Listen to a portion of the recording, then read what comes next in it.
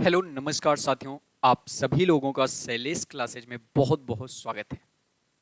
जैसा कि आप सभी को पता है कि उत्तर प्रदेश डीएलएड परीक्षा के लिए हम लोगों ने चारों सेमेस्टर के लिए आपके लिए बैच लॉन्च किया है, जहां पे हम आपके हर सेमेस्टर की कंप्लीट तैयारी मैथ से रिलेटेड कंटेंट की कराएंगे।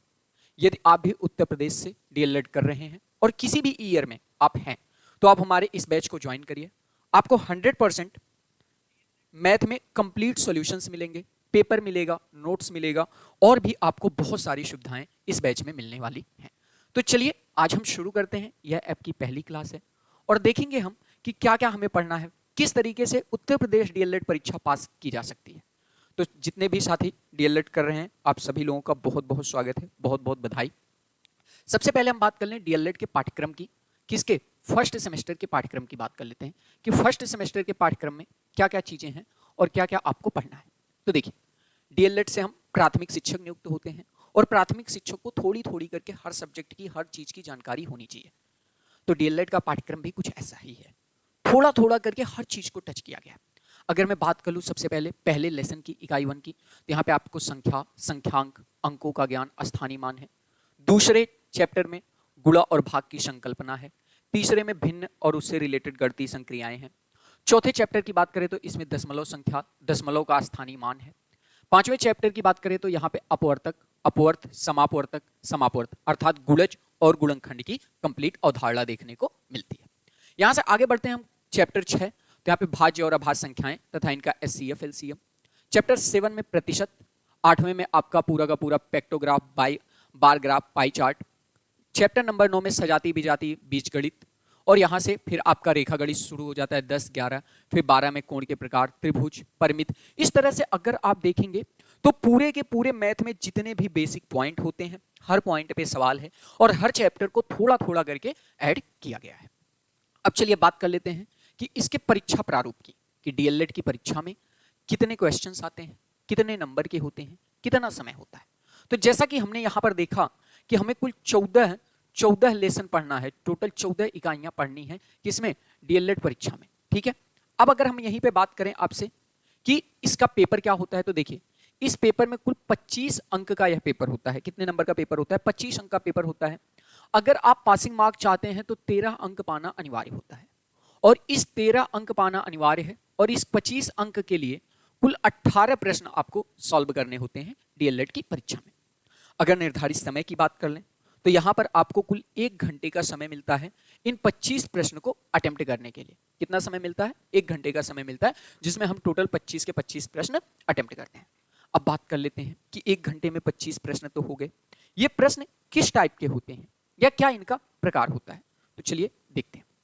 सबसे पहले आते हैं प्रश्नों के प्रकार में। हमने आपको बताया कि डीएलएड परीक्षा में कुल आपको 18 प्रश्न मिलेंगे, जिससे आपको टोटल 25 नंबर देखने को मिलेंगे। ठीक है, अब इन प्रश्नों में 3 टाइप के प्रश्न आपके होते हैं। वो 3 टाइप कौन कौन से हैं? पहला होता है बहुविकल्पीय प्रश्न। बहुविकल्पीय प्रश्न ऐसे प्रश्न होते हैं जहां पर आपको ए बी सी डी करके 4 ऑप्शन मिलते हैं और इन चारों ऑप्शन में से एक सही होता है, जिसमें मान लीजिए डी सही है तो आप इसका डी मार्क कर देंगे। इसी तरह से किसी का बी सही है, किसी का सी सही है, तो कुल 5 प्रश्न होंगे और इनके लिए कुल 5 अंक निर्धारित होते हैं। कुल कितने अंक निर्धारित होते हैं? कुल 5 अंक निर्धारित होते हैं इन 5 प्रश्नों के लिए। ठीक है, अब अगर हम यहां से आगे बढ़ें और इससे आगे देखें तो 5 बहुविकल्पीय प्रश्न हो गए। इसके बाद आपको कुल 6 अति लघुत्तरीय प्रश्न देखने को मिलते हैं। 6 अति लघुत्तरीय प्रश्न की अगर मैं थोड़ी सी आपसे बात करूं कि ये 6 अति लघुत्तरीय प्रश्न कैसे होते हैं, तो ध्यान दीजिएगा, ये भी बहुविकल्पीय की तरह ही होते हैं। मतलब इनका सॉल्यूशन भी 1 अंक का, 1 लाइन का होता है। बस बहुविकल्पीय में क्या होता है कि 4 ऑप्शन मिलते हैं, आपको इन्हीं 4 ऑप्शन में से सही को मार्क करना होता है। आपको इन्हीं 4 ऑप्शन में से सही को मार्क करना होता है। जबकि अगर हम अति लघुत्तरीय की बात कर लें तो इसमें 1 लाइन या 1 लाइन की अपेक्षा 2 लाइन, 1 लाइन से 2 लाइन आपको टोटल इसमें लिखना पड़ता है। जैसा कि आप सुटेबल हैं, आप नहीं लिखेंगे, डायरेक्ट उत्तर भी मार्क कर देते हैं अगर, तो भी आपको इसमें से नंबर मिल जाते हैं। तो 6 प्रश्न के लिए यहाँ पे आपको टोटल 6 मार्क मिलते हैं। 6 प्रश्न के लिए टोटल 6 मार्क मिलते हैं। 11 मार्क आपके हो गए टोटल। अब बात कर लेते हैं सीधे सीधे लघु उत्तरीय प्रश्न की। देखिए, लघु उत्तरीय प्रश्नों की संख्या 7 होती है और एक प्रश्न 2 नंबर का होता है। एक प्रश्न कितने नंबर का होता है? 2 नंबर का। तो अगर हम बात कर लें तो कुल 14 नंबर के प्रश्न आते हैं। कुल कितने नंबर के प्रश्न आते हैं? 14 नंबर के प्रश्न आते हैं लघु उत्तरीय प्रश्नों में। ठीक है, अब इसको क्या होता है कि आप एक पेज पे एक क्वेश्चन अटेम्प्ट करते हैं। एक क्वेश्चन, ध्यान दीजिएगा, जिसमें आप कॉपी लिखेंगे वहां पे यह बात ध्यान देने लायक रहेगी कि एक पेज पे आप कितने क्वेश्चन लिखेंगे? एक क्वेश्चन लिखेंगे। टोटल आपके 7 क्वेश्चन, यानी कि आपको 7 पेज का सॉल्यूशन देना होता है। 7 पेज में आपको क्या देना होता है? सॉल्यूशन देना होता है। क्योंकि कॉपी भरना भी इंपॉर्टेंट होता है। आपको यूपी बोर्ड हो, सीबीएसई हो, किसी भी हो, कॉपी भरना बहुत इंपॉर्टेंट होता है। ये चीजें आपको शुरू से ही सिखाई जाती हैं। तो अगर लघु उत्तरीय प्रश्नों की बात करें तो 7 प्रश्न, 2 नंबर का प्रत्येक प्रश्न होता है और टोटल आपको 14 नंबर यहां से मिल जाते हैं।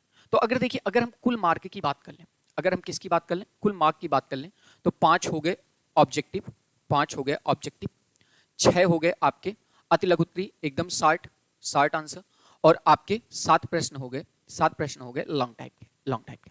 तो टोटल ये आपके हो गए 18 क्वेश्चन, 18 क्वेश्चंस हो गए। और इन 18 क्वेश्चन के लिए आपको टोटल मिलेंगे 25 नंबर। इन 18 क्वेश्चन के लिए आपको टोटल कितने नंबर मिलेंगे? 25 नंबर मिलेंगे। अब आप इसमें कितना लेके आ पाते हैं, कितना नहीं लेके आ पाते हैं, ये आपकी कैपेबिलिटी है।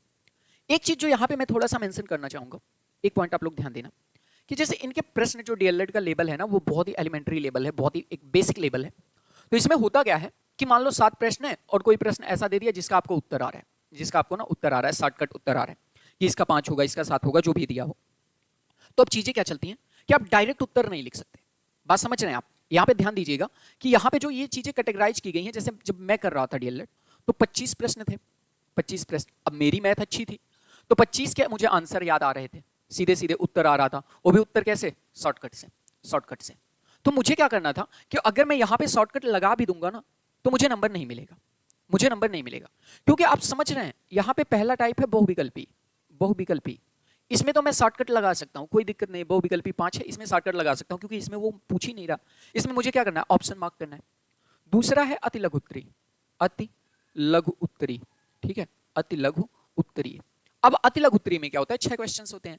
तो इसमें भी डायरेक्ट लिख सकते हैं। इसमें भी क्यों? क्योंकि इसमें एक शब्द या एक लाइन में उत्तर दिया जा सकता है, कोई दिक्कत नहीं है, एक लाइन में उत्तर दिया जा सकता है। बहरहाल मैथ है तो अगर कोई ऐसा सवाल है तो आप बहुत आराम से 1 आध 2 4 लाइन लिख दोगे तो उससे आपको कोई दिक्कत नहीं होगी। लेकिन अगर बात करें यार लघु उत्तरीय, तो ये बात तुम ध्यान रखना, ये कंपटीशन नहीं है। इसके 7 क्वेश्चन है और 2 नंबर का प्रत्येक, 14 नंबर क्या है? 14 नंबर। तो अगर आपको डायरेक्ट आ भी रहा है ना तो भी आप डायरेक्ट नहीं लिख सकते, तो भी आप क्या करेंगे? डायरेक्ट तो नहीं लिख सकते। इसमें आपको कम से कम आधा पेज तो लिखना पड़ेगा, आधा पेज लगाना ही पड़ेगा, मतलब कम से कम 4 5 6 स्टेप होने चाहिए। तो यहां पे आप कंपटीशन के लेवल से नहीं जा सकते। कंपटीशन के लेवल से जाओगे पता चले तुम्हारा टीचर नंबर ही काट दिया। ये सतर्कता मैं भी बरतता था, ठीक है, मेरे साथ भी ऐसा होता था। तो मैं आपको भी बता रहा हूं कि यहां पे चीजें आपको लिखनी पड़ेंगी। तो ये बात ध्यान रखना कि ये शब्दों पर आधारित है। कितने शब्द आप लिख रहे हैं बहुविकल्पी में, बहुविकल्पी में आप मार्क कर रहे हैं। अति लघु उत्तरीय में आप कम से कम 10 से 15 शब्द तो लिख ही रहे हैं। चलो 2 4 शब्द भी लिख रहे हो, कोई दिक्कत नहीं है, ठीक है, एक ही शब्द का उत्तर है तो एक ही शब्द। लेकिन लघु उत्तरीय में डिसाइड है तो कम से कम एक पेज में सारे स्टेप लिख लिख करके बेसिक से करेंगे, नहीं तो आपके नंबर कट जाएंगे। ठीक है, ये तो हो गया पेपर का मॉडल। अब थोड़ा सा बात कर लेते हैं आपसे कि अब इस बैच में आपको क्या मिलेगा, क्योंकि आपने ऑलरेडी या तो 250 रुपीज पे किया होगा या तो कोई कूपन कोड ऐड करके 225 किया होगा। ठीक है, तो अब इस बैच में आपको क्या मिलेगा, मैं थोड़ा सा उस पर बात कर लेता हूं, या ये बैच क्यों हेल्पफुल है आपके लिए, आपके दोस्तों के लिए। तो सबसे पहले बात कर लेते हैं कि इस बैच में आपको प्रतिदिन शाम 6 बजे से 35 मिनट की लाइव क्लास मिलेगी। कितने मिनट की? 35 मिनट की लाइव क्लास मिलेगी डेली, टिल एग्जाम, जब तक आपका एग्जाम नहीं हो जाता। उसके बाद जैसे ये मैं आपको क्लास नोट्स, यहाँ पे क्लास नोट्स लिखा है, क्लास नोट की पीडीएफ मिलेगी। मतलब समझो, ये मैं स्क्रीन पे कुछ लिख रहा हूं, स्क्रीन पे कुछ तो लिख रहा हूं ना, ये जो कुछ भी मैं लिख रहा हूं ये कन्वर्ट होकर के पीडीएफ में आपको मिल जाएगा, पीडीएफ में कन्वर्ट होकर के मिलेगा। ये पीडीएफ कहां मिलेगी? इसी वीडियो के साथ ये पीडीएफ भी टैग रहेगी। पीडीएफ कहां मिलेगी? इसी वीडियो के साथ ये पीडीएफ भी टैग रहेगी। तो आप अगर नहीं भी लिखते हो तो कोई दिक्कत नहीं है, आप नोट्स मत बनाओ, आपको यहां से पीडीएफ मिल जाएगी। तो आपको क्या करना रहेगा, अब समझिए, प्रैक्टिस के लिए सेम टाइप के प्रश्नों की आपको वर्कशीट मिलेगी। अब ये क्या चीज है, वर्कशीट क्या है या अभ्यास प्रश्न क्या? जैसे समझना, मैं ऐसा मान के चलता हूं कि जो लोग डीएलएड करते हैं उनको मैथ थोड़ी बहुत कम आती है, या चलो आपको आती भी है तो भी कोई दिक्कत नहीं है। तो जैसे मैंने आपको बता दिया कि भाई 3 + 5 = 8, चलो ये तो मैंने बता दिया। अब जब हम आपको प्रैक्टिस के लिए सीट देंगे ना तो उसमें लिखा रहेगा 6 + 2 = क्या होगा, 7 + 1 = क्या होगा। तो ये जो चीजें हैं ना, 6 + 2 7 + 1, ये आपको खुद बताना है, ये मैं नहीं बताऊंगा। इससे क्या होगा कि 8 वाले आंसर पे आपको 2 बार प्रैक्टिस हो जाएगी कि यार 8 8 आ रहा है, मतलब जो प्रैक्टिस है ना मैथ में वो बहुत इंपॉर्टेंट होती है, तो वो आपकी हो जाएगी, तो आपको कोई दिक्कत नहीं होगी। चैप्टर खत्म होने पर डाउट क्लासेस लगेंगी। जी हाँ, कोई भी चैप्टर 3 4 5 दिन में जब खत्म हो जाएगा तो हम उस पर डाउट क्लास लेंगे कि किसी भी बच्चे का कोई सॉल्यूशन, कोई प्रॉब्लम तो नहीं है, और कहाँ पे आप अपना डाउट पूछ सकते हैं वो भी बताएंगे। यहाँ पर भी लाइव चैट के दौरान पूछ सकते हो, या फिर कमेंट बॉक्स में ऑप्शन है आपके एप्लीकेशंस में, वहां से आप मुझे मैसेज कर सकते हैं तो मैं देख लूंगा। व्हाट्सएप नंबर भी अवेलेबल है तो व्हाट्सएप पे भी मिल जाएगा। उसके बाद विगत वर्षों के हल प्रश्न पत्र मिलेंगे। देखिए, अब आपने 2021 या 22 के सत्र में 22 के सत्र में एडमिशन लिया है डीएलएड का, कैसा पेपर होता है, किस तरीके से पेपर होता है, ये तो हमने आपको बता दिया। लेकिन इसके साथ अगर आप पिछले 4-5 वर्षों का, मान लीजिए 2016 का हो गया, 17 का हो गया, 18 का हो गया, 19 का हो गया, 20 का हो गया, अगर आप ऐसे 4 सत्र के पेपर लगा लेंगे तो आपको पता चल जाएगा, एक आइडिया मिल जाएगा कि यार ऐसे ऐसे होता है और ऐसे ऐसे लिखना होता है। इस तरह से इसमें टाइमिंग अलॉट होती है। तो ये विगत वर्षों के हल प्रश्न पत्र हम खुद ही देंगे, साथ ही साथ आपको बताएंगे किस में कितना लिखना है, क्या उत्तर लिखोगे, कहां पे अगर तुमको आ भी रहा है तो भी तुम शॉर्टकट का इस्तेमाल नहीं करोगे। तो ये सारी जानकारियां हम आपको देंगे, ठीक है। चलिए अब आगे बढ़ते हैं और देखते हैं नेक्स्ट। तो चलिए, ये थी थोड़ी सी बेसिक जानकारी। अब आज हम थोड़ा सा आपको ट्रायल देंगे कि आपको क्या पढ़ना है और कैसे पढ़ना है, थोड़ी सी समझ देंगे। बाकी जो आपका क्लास है वो कल से प्रारंभ हो जाएगा। सबसे पहला चैप्टर जो आपका है वो है संख्या, संख्यांक का बोध, अंकों का ज्ञान और अस्थानी मान। ये चीज आपको पढ़नी है। तो अस्थानी मान से भी आप परिचित होंगे, अंकों का ज्ञान आपको होगा ही, संख्या से भी परिचित होंगे। ये जो थोड़ा सा वर्ड है ना, जिसको इंग्लिश में नंबरल बोलते हैं, ठीक है, नंबरल बोलते हैं, थोड़ा सा स्पेलिंग देख लीजिएगा। ये चीज क्या है तो मैं आपको धीरे से समझाता हूं एक एग्जांपल के थ्रू। ये माउस देख रहे हो, ये मेरे हाथ में क्या है, माउस है। अगर मैं कह दूं ये एक माउस है, ये कितना माउस है, एक माउस है, तो इसकी मात्रा कितनी हो गई, इसकी मात्रा कितनी हो गई, आप कहोगे सर एक हो गई। इसकी मात्रा कितनी हो गई, एक माउस है, ध्यान से देखना, ये कितना माउस है, एक माउस है, सबको दिख रहा है। लेकिन अब समझो, इस एक को लिखने के ना कई सारे तरीके हो सकते हैं। अगर आप चाहो तो देवनागरी में ऐसे लिख सकते हो एक, ठीक है। अगर अंतरराष्ट्रीय में चाहो तो ऐसे लिख सकते हो, अगर रोमन में चाहो तो ऐसे लिख सकते हो, अगर इंग्लिश में चाहो तो ऐसे लिख सकते हो, अगर हिंदी में चाहो तो ऐसे लिख सकते हो। अच्छा ठीक है, तो इसकी तो बात नहीं थोड़ी सी करते हैं, बात करते हैं इनकी इनकी कि संख्या और संख्यांक में थोड़ा सा मैं डिफरेंस क्लियर कर रहा हूं आपका। पहले आप समझ लेना कि हमने एक को देवनागरी में लिखा, किस में लिखा, देवनागरी में। इसको किस में लिखा, अंतरराष्ट्रीय में, अंतरराष्ट्रीय में। इसको किस में लिखा, रोमन लिपि में लिखा, रोमन में। हो सकता है कोई व्यक्ति नेपाल का हो, कोई दुबई का हो, कोई अमेरिका का हो, जिसकी जो लैंग्वेज रहेगी वो उसमें लिखेगा एक। तो एक को लिखने का तरीका, सिंबल बदल गया। जो देवनागरी में था ऐसे लिखा, जो अंतरराष्ट्रीय में था ऐसे लिखा, रोमन में था ऐसे लिखा, उर्दू वाले किसी और तरीके से लिखेंगे, अमेरिका वाले किसी और, नेपाल वाले किसी और, चीन वाले चाई चुआ चूच वो भी कुछ मतलब लिखेंगे, ठीक है। तो लिखने का तरीका बदल गया। लेकिन मुझे बताओ, ये जो बोध हुआ, इससे बोध, जो ज्ञान हुआ, क्या एक पीस को छोड़ के दूसरे पीस का हुआ? क्या ऐसा लिखने से आप कह रहे हो कि नहीं नहीं अब ऐसे ऐसे 5 आ गए, और ऐसा लिखने से आप कह रहे हो नहीं नहीं अब एक आया? ऐसा तो नहीं है। तो ध्यान से समझना, अगर मैं बात कर लूं संकेत की, किसकी बात कर लूं, संकेत की, तो लिखने के तरीके अलग अलग लैंग्वेज में अलग अलग होते हैं, कोई दिक्कत नहीं है। ये होता है संकेत, और इसी को हम कहते हैं संख्या। संख्या कितने वस्तु का बोध हो रहा है, मात्रा कितनी दर्शा रही, वो चीज होती है संख्या। उम्मीद करता हूं थोड़ा बहुत समझ में आ गया होगा। जैसे मैं आपको दर्शा रहा हूं, देखो यहां पे मैंने एक बॉक्स बनाया, यहां पे मैंने ऐसे 2 बॉक्स बनाए, 2 बॉक्स बनाए, और यहां पे मैंने ऐसे 3 बॉक्स बनाए, 3 बॉक्स बनाए, ठीक है। ये क्या है, बॉक्स है, क्या है, बॉक्स है। अब ध्यान से समझना यहां पे कि अगर मैंने ऐसा बनाया तो इस संख्यांक को रिप्रेजेंट करने का अलग अलग लिपियों में अलग अलग तरीके। चलो मैं देवनागरी की बात कर लेता हूं, मैं अंतरराष्ट्रीय की बात कर लेता हूं, अंतरराष्ट्रीय की बात कर लेता हूं, मैं रोमन की बात कर लेता हूं, जो बेसिकली हम लोग 3 फॉलो करते हैं। तो अगर मेरी वीडियो कोई देवनागरी लिपि वाला देख रहा है तो लिखेगा एक, ऐसे कुछ होता है, मतलब एक होता है ये, ठीक है, थोड़ा सा टेढ़ा। अंतरराष्ट्रीय वाला ऐसे एक लिखेगा, और रोमन वाला इस तरीके से लिखेगा। अगर मैं इसकी बात कर लूं, ठीक है, नीचे 2 बॉक्स हैं, तो अगर 2 बॉक्स की बात करूं तो ये वाला ऐसे लिखेगा, ये वाला ऐसे लिखेगा, और ये 2 ऐसे लिखेगा। अगर मैं उसके नीचे बात कर लूं यहां पर, तो ध्यान देना, ये वाला ऐसे लिखेगा 3, ये वाला बस इतना लिखेगा, और ये वाला 3rd ऐसे लिखेगा। ठीक है, मैं मानता हूं कुछ नहीं दिख रहा है तो कोई दिक्कत नहीं है, ठीक है, यहाँ पे आपको बाद में पीडीएफ मिल जाएगी। तो ध्यान से समझना यहाँ पे चीजें, चलो दिखा देता हूं। तो अगर मैं आपसे पूछूं ये बॉक्स कितने हैं, तो आप कहोगे सर 1 2 3। संख्या का बोध हो रहा है, बोध, मात्रा दिमाग में घूम रही है। मात्रा कहां घुमा रहे, आप ये इमेजिन कर रहे हो, जैसे मैंने कहा 1, तो तुम्हारे दिमाग में कुछ सिंबल गया होगा कि 1 कैसे होता होगा, 1 में कितनी वस्तु आएगी। तो अगर मात्रा के बोध की बात करें तो वो चीज संख्या में आएगी। उसको किस लिपि द्वारा, किस संकेत द्वारा दर्शाया जा रहा है, वो चीज आपका संख्यांक में आएगा। उसको किस लिपि द्वारा दर्शाया जा रहा है वो चीज आपकी क्या आएगी, संख्यांक में आएगी। जैसे मान लो, जस्ट इमेजिन कोई फॉरेन देश है और वहां पे इसी 1 को, जिसको हम आप ऐसे लिखते हैं 1 लिखते हैं या ऐसे 1 लिखते हैं, वहां पे ऐसे दर्शाया गया, ऐसे, तो वो उसके लिए संख्यांक ये हो गया। लेकिन जो क्वांटिटी, जो दिमाग में इमेज बनी ना, वो सिर्फ और सिर्फ एक बॉक्स की बनी।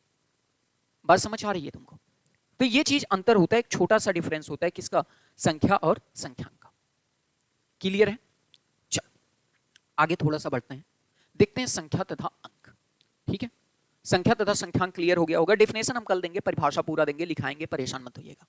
थोड़ा अंक की बात कर लेते हैं। देखो अंक क्या होता है और हमें कौन सी लिपि पढ़नी है, तो ध्यान से समझना, हमें पढ़ना है अंतरराष्ट्रीय लिपि, अंतरराष्ट्रीय लिपि। ठीक है, अब इस अंतरराष्ट्रीय लिपि में, मतलब वो वाली 1 2 3 4 5 6 7 8 9 10 वाली, आपको यही पढ़ना है अंतरराष्ट्रीय लिपि में। तो इस अंतरराष्ट्रीय लिपि में आप मुझे बताओ, आपको चाहे 1 करोड़ लिखना हो या 1 अरब लिखना हो या कोई भी गिनती लिखनी हो, आप कैसे लिखोगे?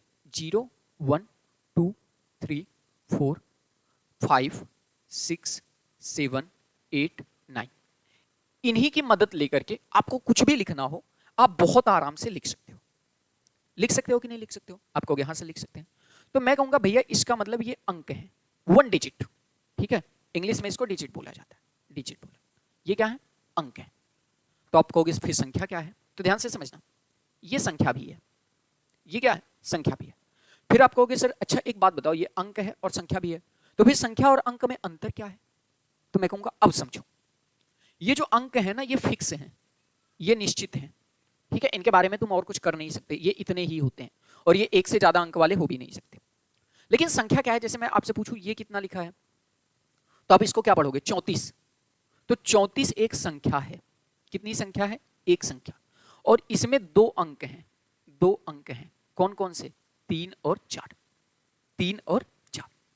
अगर मैं पूछूं अच्छा बताओ ये कितना है? 3 5 4 5, तो आप कहोगे सर ये एक संख्या है, एक संख्या। कौन सी संख्या? 345। कौन सी संख्या है? 345। मैं कहूंगा इसमें अंक कितने हैं, तो आप कहोगे सर इसमें 3 अंक हैं। कितने अंक हैं? 3 अंक। कौन कौन से? 3 4 5, 3 4 5। तो संख्या और अंक में बेसिक चीजें क्लियर हुई कि नहीं हुई? क्या क्लियर हुआ? कि जो अंक हैं वो फिक्स हैं, इससे ज्यादा नहीं हो सकते, ये निश्चित होते हैं। लेकिन जो संख्या है वो क्या है? अनंत तक है। तुम चाहे जितना, इन्हीं का यूज करके तुम चाहे जितना बना लो, ये तुम्हारी चॉइस है। तो ये बेसिक सा डिफरेंस है संख्या तथा अंक के बारे में। ठीक है, तो देखो आज हम लोग बहुत ज्यादा नहीं जानने की कोशिश करेंगे, आज हम लोग बहुत थोड़ा सा जानेंगे। एक आपको बस बैच की शुरुआत आज हुई है, इसमें क्या क्या पढ़ाया जाएगा और मैं कैसे पढ़ाऊंगा, किस तरीके से हम लोग बेहतर स्कोर करेंगे पेपर में, ये सारी चीजें, सारी बातें आपको बहुत अच्छे तरीके से समझाई जाएंगी। अगर आपने 50 to 60,000 दे करके एडमिशंस लिए हैं, तो फिर आपके लिए 250 या 225 इतना बड़ा अमाउंट नहीं है कि आपके लिए कोई दिक्कत हो। डेली हम लोग 35 मिनट क्लास करेंगे, उसके पीडीएफ्स पढ़ेंगे, उस पर प्रैक्टिस करेंगे और सारी चीज़ों को देखेंगे। ठीक है, तो आज के लिए इतना ही, बाकी कल मिलते हैं 6:30 बजे, सॉरी 6 बजे से, और आप अपने दोस्तों तक जरूर शेयर कीजिए इस ऐप को। मैं उम्मीद करूंगा कि आपका सेमेस्टर बेस्ट होने वाला है। ठीक है, thank you, bye bye, take care.